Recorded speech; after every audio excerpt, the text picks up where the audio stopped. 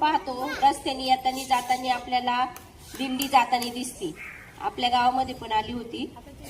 आणि ह्या दिंडीमध्ये पहा भरपूर लोक अगदी भक्तिभावाने विठुरायाचं दर्शन घेण्यासाठी पंढरपूरला चाललेले आहे.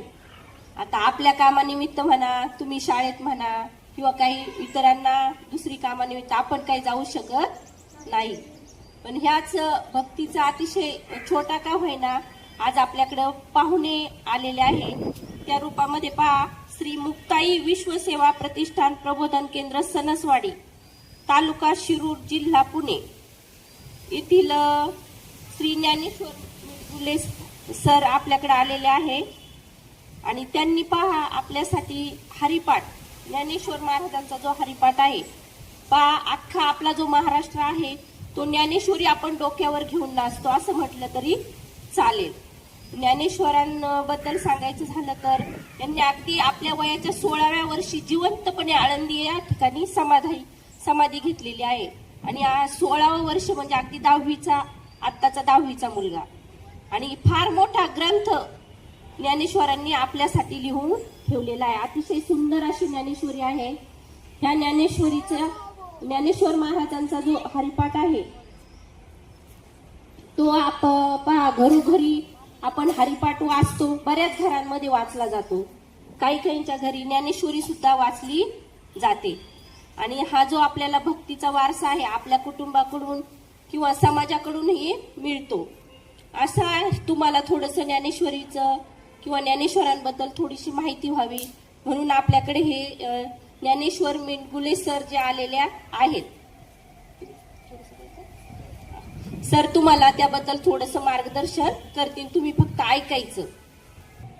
गुरुर्देव महेश्वरा, गुरुर साक्षात परब्रह्म तस्मै. जिल्हा परिषद प्राथमिक शाळा वाडेगव्हाण त्या सर्व गुरुजनांना वंदन करून तुम्हा बालमित्रांना ज्ञानेश्वर मिरगुलेचा मनापासून मनपूर्वक नमस्कार. मुलांनो, तुमची पिढी खरं तर आमच्या 70पेक्षा 35ची पिढी हुशार आहे सरांची. आणि त्याच्यापेक्षाही तुमची 5, 7, 8, 10 वर्षापर्यंतची पिढी हुशार आहे. अगदी फार हुशार आहे ना तुम्ही हुशार. परंतु काय भानगड झाली, तुम्ही जरा जास्तच हुशार आहे. जे चांगलं एक तर तुमच्यापर्यंत पोहोचत नाही आणि पोहोचलं तरी तुम्ही डोक्यामध्ये घेत नाही. मुलांना नीट ऐका, माणूस जीवनामध्ये 2च प्रकारे मोठा होऊ शकतो. किती प्रकारे? आता मला सांगा, मोठं कोणाकोणाला व्हायचं पहिले सांगा. मोठं सगळ्यांना, खाली हात करा. जीवनात सगळ्यांनाच मोठं व्हायचं असतं. मुलांना माणूस जीवनामध्ये 2च प्रकारे मोठा होऊ शकतो. एक तर शिकून, दुसरं सवरून. शिकून सवरून बघा, एखादा पोरगा अभ्यास करत नसतं, उन्हाळ्या करत असतं, काय म्हणतात अरे शिकून सवरून काहीतरी बन, काहीतरी मोठा हो. तर मानव जीवनामध्ये 2च प्रकारे मोठा होऊ शकतो. शिकून म्हणजे शिक्षण पोट करा बघा. क्षणाला शिकायचं असतं. तुम्हाला लहानपणी एक गोष्ट होती बघा, 2 लहान प्राण्यांची शर्यत लागते आणि त्यामध्ये एक जिंकतो. कोणती गोष्ट होती?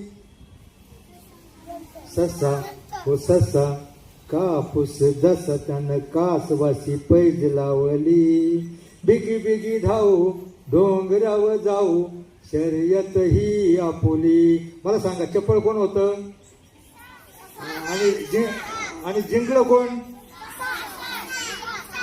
कासव. मला सांगा, कासव का जिंकलं, ससा का हारला?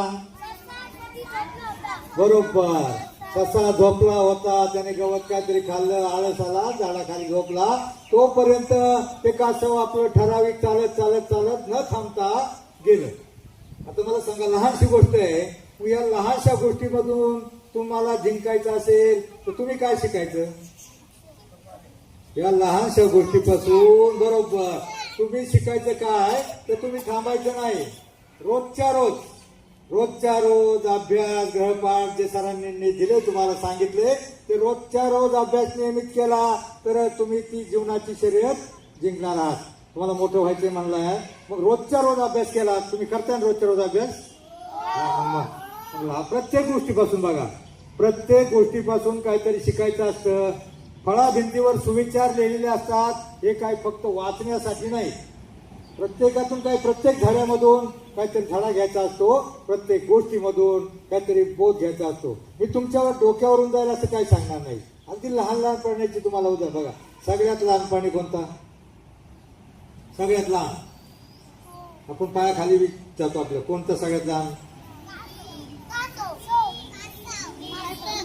लहान सगळ्यात लहान बघा, आपल्या डोळ्याला दिसत नाही कधी कधी. हा बरोबर, मुंगी. मग ते मुंगी बघा, मुंग्या जी शिस्तीमध्ये असतात, मुंग्या लाईन मध्ये असतात. तुम्ही बघितलं का मुंग्या रानोमाळ पळालेल्या शिस्तीमध्ये लाईन मध्ये असतात. आणि मग मुंग्या कुठंतरी बघा घराच्या बाहेर पडलेलं, शेतामध्ये पडलेलं, कोपऱ्यात पडलेलं, कणगीच्या बाहेर पडलेलं धान्य गोळा करतात. पाहिजे ना तुम्ही? आणि ते धान्य आपल्या पाठीवर घेऊन तरताळ बसा. त्याच्या मुंगीपासून काय शिकायचं तुम्हाला सांगतो. मुंग्या आपल्या पाठीवर धान्याचा कण घेऊन आपलं पहिली घरं, आता सिमेंट झालं बघा, पहिली सिमेंटची घरं नव्हती. कुठेतरी कोपऱ्यात घरात घर करायचे आणि बाहेरचा धान्याचा कण गोळा करून आपल्या पाठीवर घेऊन आपल्या बिळामध्ये म्हणजे घरामध्ये साठा करून ठेवायचे. आता बऱ्याच वेळेला मुंगीच्या वजनापेक्षा तो धान्याचा कण बघितली मुंगीने, बरोबर, ठीक आहे, ठीक, मुंगी बघितली नाही.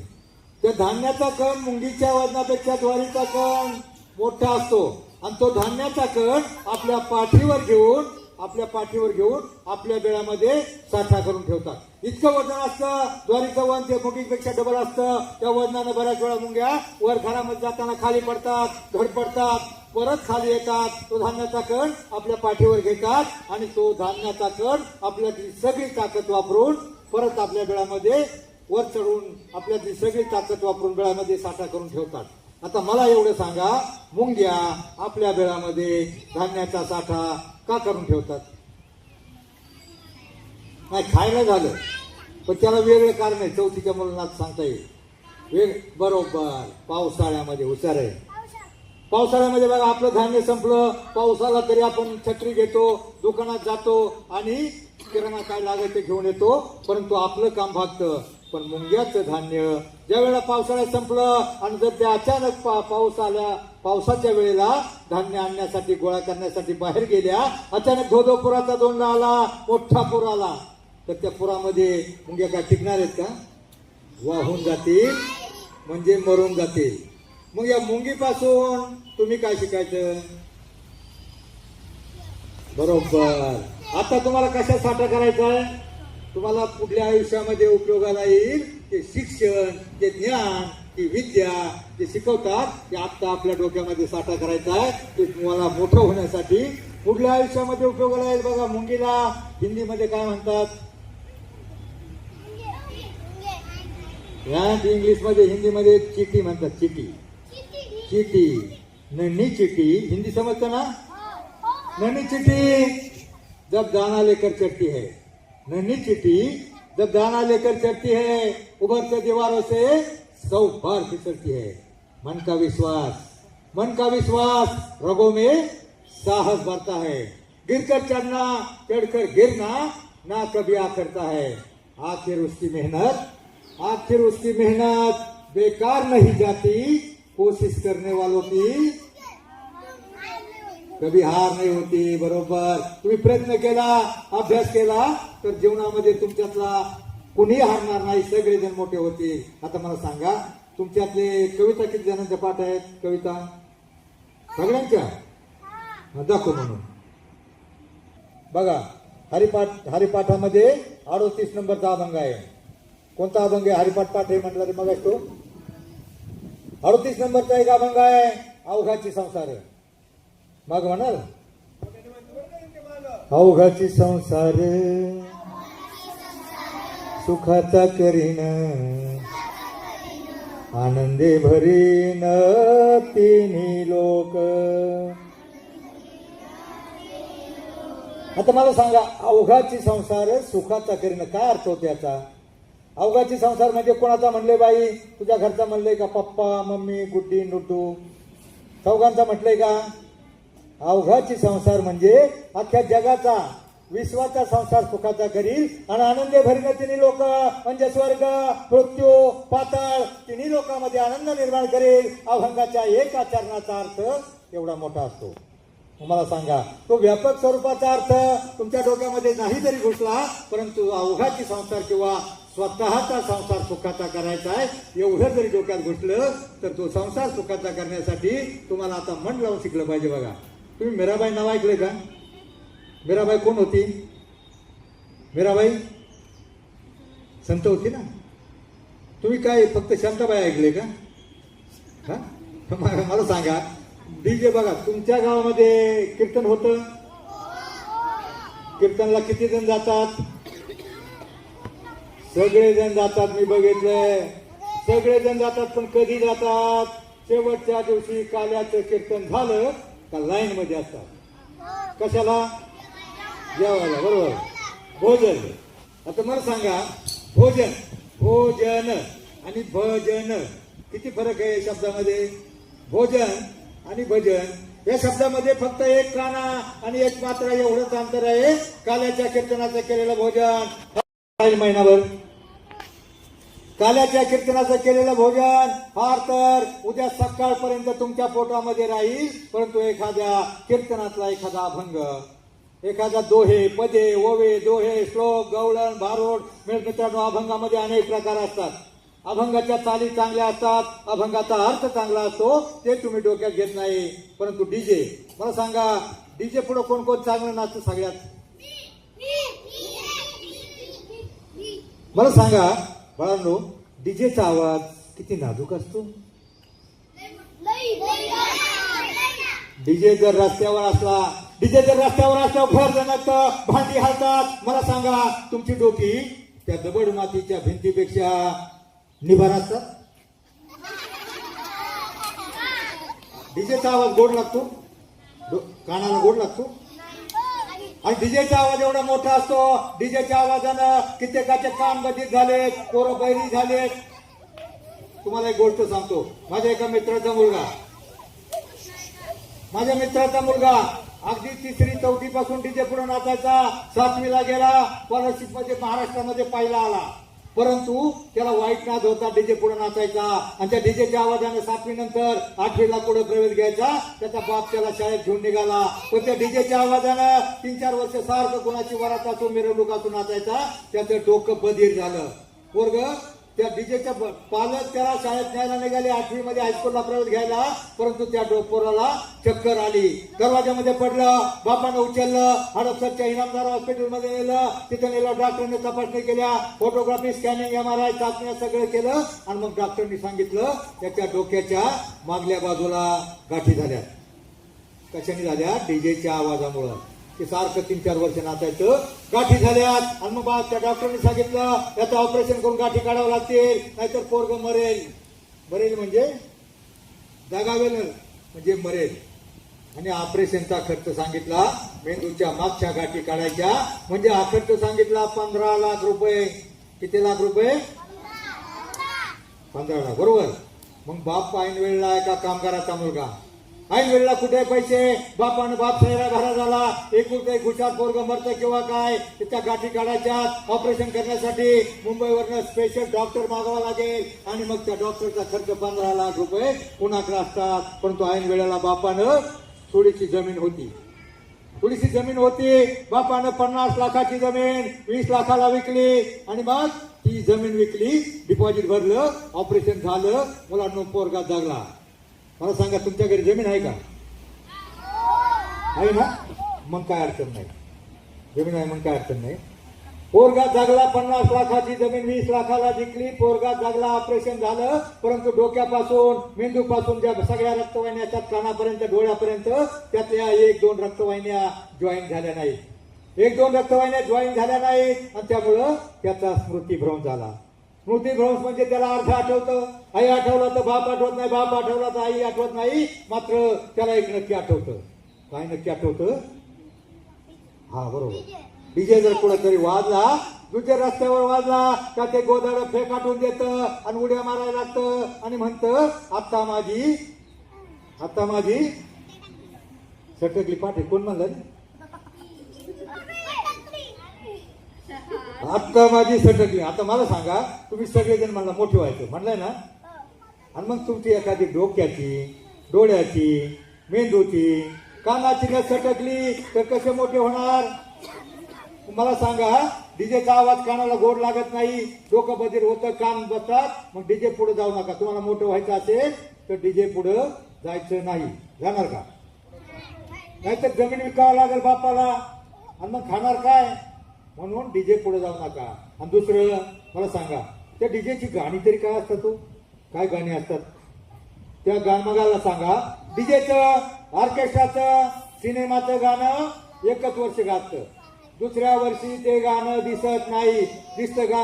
बघा 8 वर्षापूर्वी गाणं आलं होतं, एका महिलेचं नाव होतं, आणि मग त्या बाईच्या घरापुढे जाऊन तुकार पुढे इतकी नाचली की बाई घरातून बाहेर निघायची नाही, आणि दुसऱ्या वर्षी ते गाणं पण दिसलं नाही. काय गाणं होतं ते? एका बाईचं नाव होतं बघा, मीराबाई, मुक्ताबाई, बहिणाबाई, काय नाव होतं बाईचं? त्या शांताबाई होतं. शांताबाई ऐकली का? शांताबाई गाणं? हा, मग मला सांग, की शांताबाई नाव तरी गोड वाटतं का? मुक्ताबाई, जनाबाई, मीराबाई, बहिणाबाई यांच्या कविता बघा. आता 9वीला एक जनाबाईची गवळण आहे. 9वीला जनाबाईची गवळण आहे मॅडम. आता धरीला पंढरीचा जो अभंग आहे 9वीच्या पुस्तकामध्ये आहे. मग जरा मागं म्हणाल का? धरीला पंढरीचा चोर म्हणा, गळा बांधोनी आदोर, गळा बांधोनी आदोर, हो धरीला पंढरीचा चोर. मीराबाईचं एक भजन होतं बघा, हिंदी येतं ना तुम्हाला? त्याचा अर्थ डोक्यामध्ये घ्यायचा. आता जसं मुंगीपासून आपण शिकायचं, अभ्यास करून विद्या ज्ञान मिळवायचं. विद्या हे गरिबाचं धन आहे. विद्या हे गरिबाचं धन आहे, श्रीमंतांचा अलंकार आहे. आणि कोणतीही बहुमजली उत्तुंग इमारत उभारण्यासाठी पाया पक्का असावा लागतो. 10 मजली 15 मजली म्हणजे 10वी 12वी 15वी कोणतीही बहुमजली उत्तुंग इमारत उभारण्यासाठी पाया पक्का असावा लागतो. आणि प्राथमिक शिक्षण ही 4थी पर्यंत शिक्षण तुमच्या जीवनाचा पाया आहे, तो पक्का करा. तर मीराबाईचं एक भजन होतं बघा. मीराबाई माग म्हणाल, जैसी लागी लगन मेरा हो गई मगन, वो तो गली गली हरी गुन गाने लगी. जैसी लागी लगन, काय अर्थ होतो या शब्दाचा? जैसी लागी लगन या शब्दाचा अर्थ काय होतो? जैसी लागी लगन म्हणजे मीराबाईला श्रीकृष्णाच्या भक्तीची एवढी आवड निर्माण झाली होती, गोडी निर्माण झाली होती. तशी गोडी तुम्हाला अभ्यासाची लागली आणि मेरा हो गई मगन. म्हणजे मेरा हो गई मगन म्हणजे मीराबाई श्रीकृष्णाच्या भक्तीमध्ये एवढी मग्न तल्लीन झाली होती. तसं जर तुम्ही अभ्यासामध्ये मग्न झाला तर तुमच्यातला प्रत्येक जण मोठा होऊ शकतो. जगाची कोणतीही शक्ती, अगदी चीन, पाकिस्तान सुद्धा तुम्हाला मोठं होण्यापासून रोखू शकत नाही. असं होणार आहे का? एखादा पाकिस्तानचा सैनिक येईल म्हणाले, बाळ्या नाळ्या शेंबोरतळ्या, बाळ्या लय अभ्यास करून मोठं होऊ नको नाहीतर गोळ्या घालीन, असं म्हणणार आहे का? एखादा चीनचा पाकिस्तानचा सैनिक आतंकवादी येऊन तुम्हाला मोठं होण्यापासून रोखू शकत नाही. परंतु काही शत्रू आहेत आणि ते शत्रू तुम्हाला मोठं होऊन देणार नाही. तुम्हाला मोठं व्हायचंय ना? काही शत्रू आहेत. कोणते कोणते शत्रू माहिती आहे का तुम्हाला? टिंब हा माणसाचा सगळ्यात मोठा शत्रू. आळस, बरोबर, आळस, कंटाळा, नाही अभ्यास केला तर काय, मॅडम थोड्याशा रागवतील. मुलांना तुमच्या माहितीसाठी सांगतो, सरांचं काय बिघडणार नसतं. तुम्हाला मोठं व्हायचं असेल, रोजच्या रोज अभ्यास गृहपाठ मन लावून केला तरच तुम्ही मोठं होऊ शकता. बघा, प्रत्येक जण मोठा होऊ शकतो. फक्त तुमच्यातले शत्रू त्यांना पहिलं बाहेर काढा. आणि त्यापेक्षाही भयंकर डेंजर महाविघातक काय तुमचे दुश्मन आहेत, तुम्हाला मोठं होऊन देणार नाही. कोणते कोणते दुश्मन माहिती आहे का तुम्हाला? आळस आपला आहे, पण बाहेर काही शत्रू आहेत.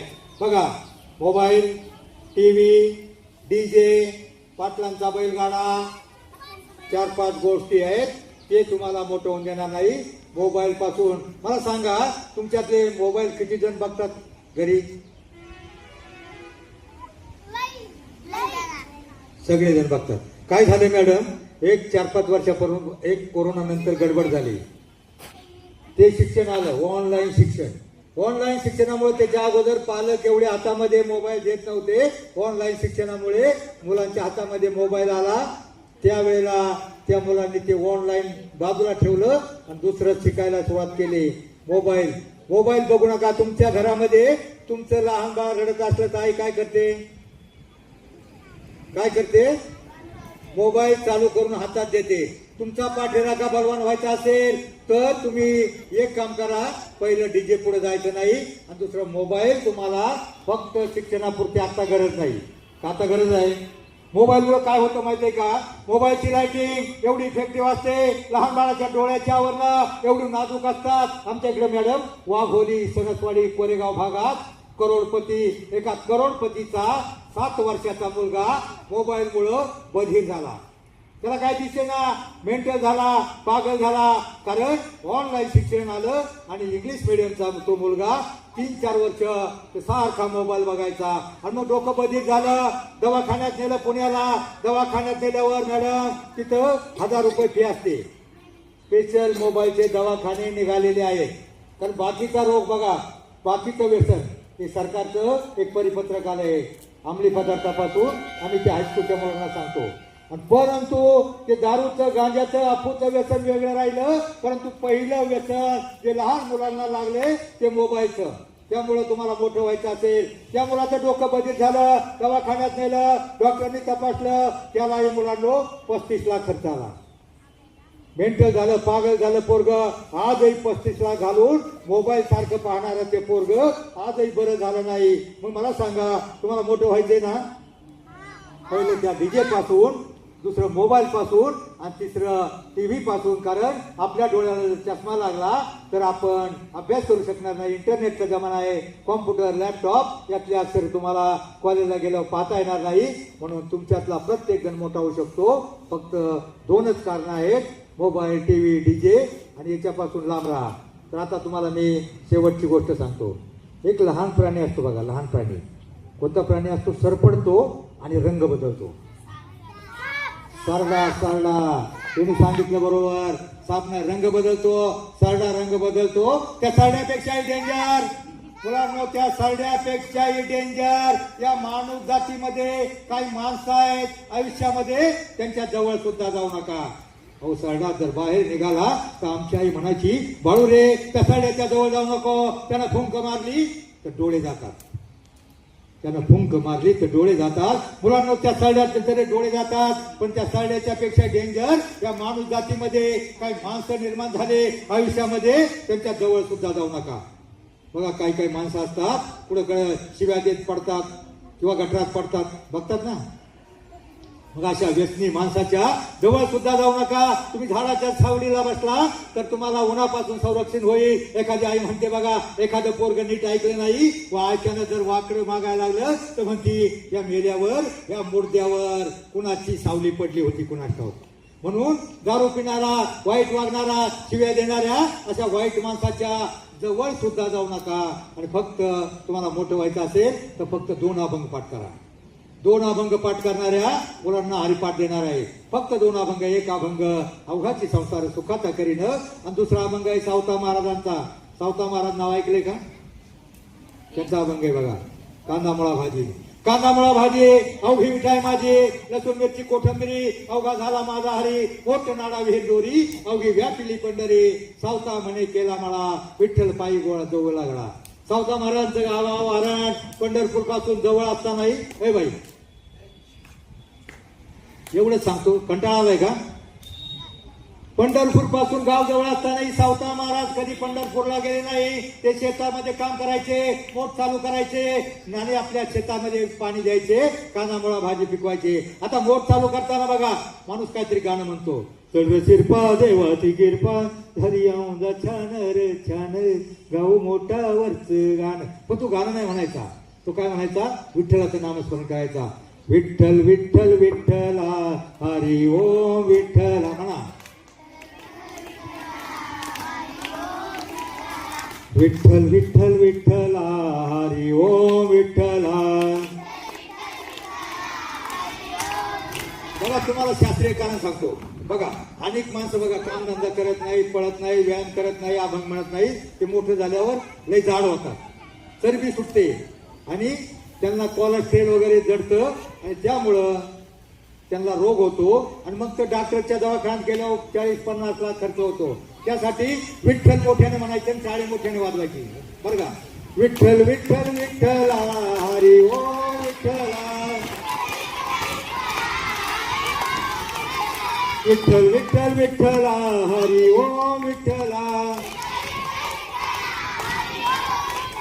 बघा या सावता महाराज आपल्या शेतामध्ये विठ्ठल विठ्ठल विठ्ठलाचं नामस्मरण करायचे आणि आपलं काम करता करता कामामध्ये विठोबाचं नाव घ्यायचे आणि त्यामुळे काय झालं मुलांनो, विठ्ठल. बघा तुम्ही आता जोराने टाळी वाजवल्यावर हाताला झिंजिने येतात ना, जोराने टाळी वाजवल्यावर हाताला झिंजिने येतात आणि विठ्ठल विठ्ठल या शब्दावर जोर दिल्यावर आपल्या पोटामध्ये हृदयामध्ये अंतःकरणापासून संवेदना निर्माण होतात, कंपन उठतात आणि त्यामुळं आपल्याला बघा विठ्ठल म्हटल्यावर आपल्याला हाताला झिंजिन्या होतात, पोटामध्ये कंपन निर्माण होतात. फक्त 5 मिनिटं तुम्ही जर 5 मिनिटं फक्त एखादा अभंग म्हणला, विठ्ठल विठ्ठल म्हणला आणि टाळ्या वाजवल्या तर पायाच्या नखापासून डोक्याच्या केसापर्यंत सगळ्या रक्तवाहिन्या प्रवाहित होतात. जो मुलगा फक्त 5 मिनिटं विठ्ठल विठ्ठल म्हणल, टाळ्या वाजविले एखादा अभंग म्हणल, त्याला आयुष्यामध्ये बीपी, शुगर, रक्तदाब, मधुमेह, कोलेस्ट्रॉल, चरबी, अटॅक येणारच नाही.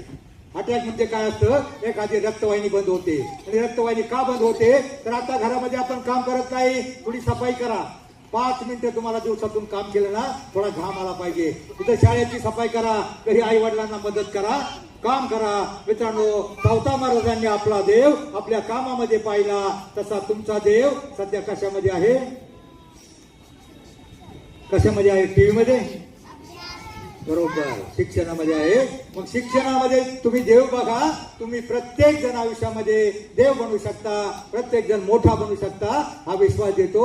आता फक्त मी 2 अभंग म्हणणाऱ्या, पाठ करणाऱ्या, कारण आम्ही दिवाळी नंतर येणार आहे, 2 अभंग त्या मुलाला म्हणून दाखवावं लागतील. ते हरिपाठ मॅडमला देणार आहे, ते 2 अभंग घेऊन जा, त्याच्याकडून घेऊन जायचे. बस तुम्हाला कंटाळा आला का,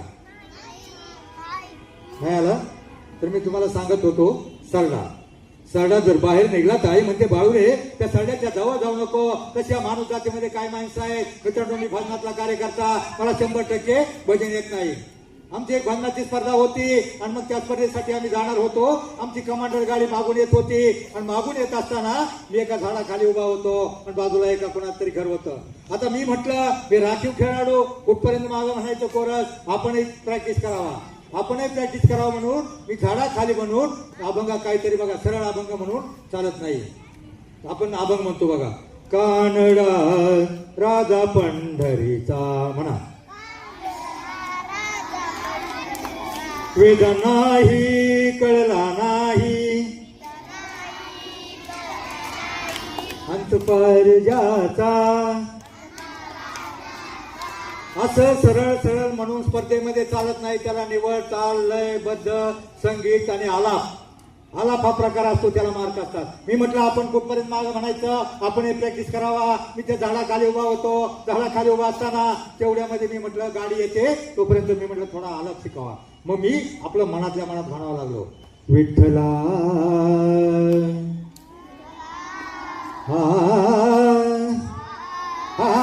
अशी प्रॅक्टिस करायला लागलो. तेवढ्यात एक जण रडतच माझ्या समोर आलं. तिथं थोडं पेलेलं होतं. ते म्हटलं काय झालं, रडायला लागलं. मी म्हटलं नेमकं झालं काय तुला. ते म्हटलं आता तुम्ही एवढत होता ना, त्यामुळे मला लय दुःख झालं. मी म्हटलं काय झालं ते तरी सांग. मग त्याने माझ्यासारखा स्वर आला. ते म्हटलं काय सांगू दुःख मित्रा, आठव मला झाला त्याच्या गुणाचा, असाच वरडून कुत्रा मेला की र माझा. काय झालं, रात्री बेवड्याची पार्टी झाली गावात. तुम्हाला माहिती आहे दारू पिणारी माणसं काय करतात. पार्टी झाली, 7-8 बेवडे, कोणी लसूण आणायचा, कोणी मसाला आणायचा, कोणी पीठ आणायचं आणि कोणी बकरू आणायचं. याच्या घरी एक लहान कोकरू होतं. मग काय झालं, रात्री पार्टी झाली आणि नेमकं ते पार्टी करून आलं होतं. आणि तेवढ्यामध्ये ते मला म्हटलं असाच वरडून तेवढ्यामध्ये त्याची बायको आली. त्याची बायको म्हटली, महाराज काहीतरी हा लय वाईट माणूस आहे, दारू पेल्यावर कुणाला काय बोलल भरोसा नाही, तुम्हाला काय म्हटलं तर नाही ना. मी म्हटलं नाही ग बाई, जास्त काय बोलला नाही. जास्त काय बोलला नाही. आतापर्यंत यांनी मला फक्त कुत्रा बनवले, याला घेऊन जा, नाही तर माकड, खोकड, बोकड काही बनवून टाकेल.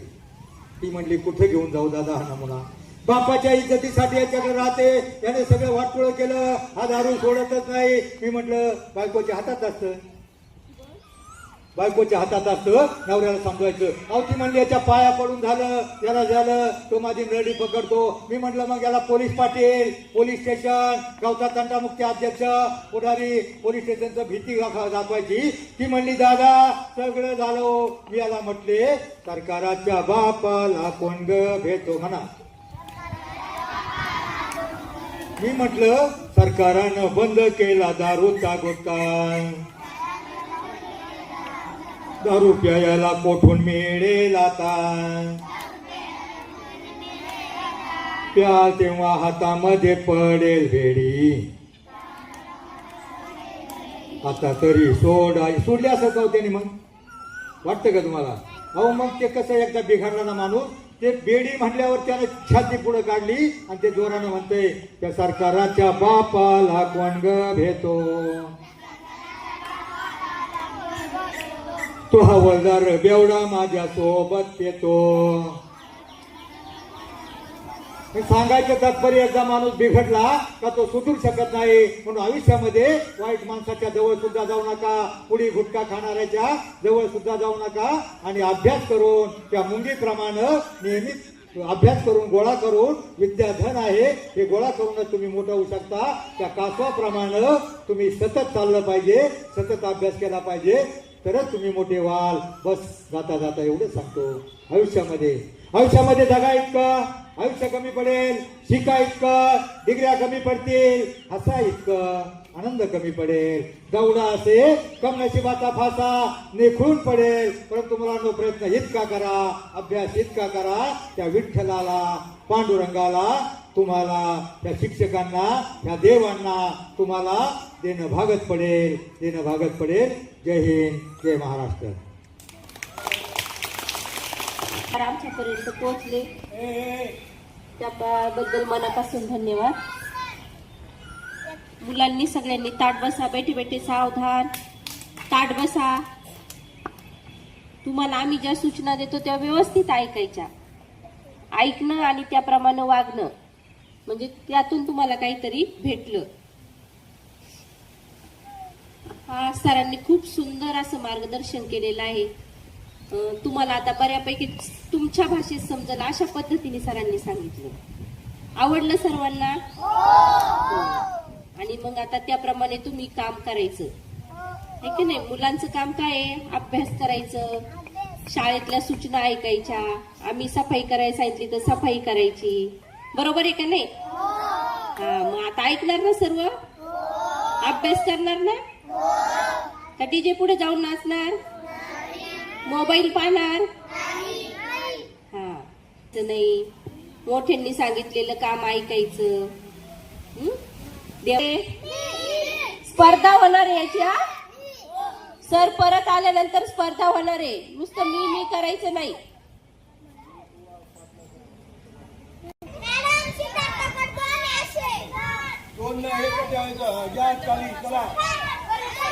हा, वाचून तुमचं पाठांतर सुधरेल, स्मरणशक्ती वाढेल चांगली पाठ केल्यानंतर.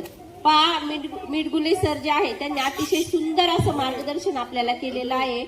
आणि तुमच्या मुलांसाठी खास त्यांनी हरिपाठाची पुस्तकं मोफत दिलेली. तुम्हाला कुठल्याही प्रकारचं शुल्क त्यांनी घेतलेलं नाहीये. आता त्याचा फायदा तुम्ही करून घ्यायचा, वाचायचं. ते तुम्ही जर वाचलं तर तुमचं वाचन अजून सुधारेल चांगलं. आणि पाठ करायचं. सरांनी जे मार्गदर्शन केलं त्याबद्दल मी आमच्या जिल्हा परिषद प्राथमिक शाळा वाडेगावांच्या वतीने त्यांचे मनापासून आभार मानते. त्यांचे जे सहकारी आहेत त्या सरांचेही वाडेगावां जिल्हा परिषद प्राथमिक शाळा यांच्या वतीने मी मनापासून आभार मानते. धन्यवाद सर. यापुढे तुमचं मार्गदर्शन आम्हाला लाभावं हीच तुमच्याकडे हो.